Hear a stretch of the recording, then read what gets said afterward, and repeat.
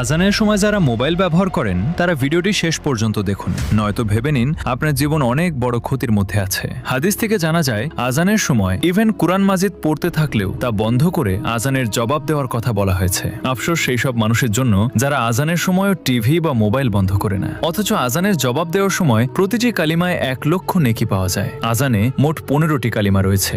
যদি কোনো ব্যক্তি সঠিকভাবে আজানের জবাব দেয় তবে সে 15 লক্ষ নেকি অর্জন করতে পারে। ফালতু ভিডিও তো আপনারা অনেক শেয়ার করেন, এবার এই ভিডিওটি শেয়ার করুন। হতে পারে আপনার কারণেই কোনো মানুষের হৃদয়ে এই কথাটি গেঁথে যাবে। আর ইসলামিক ভিডিও দেখতে ভালোবাসলে হালাল বাণী ইউটিউব চ্যানেলটি সাবস্ক্রাইব করুন।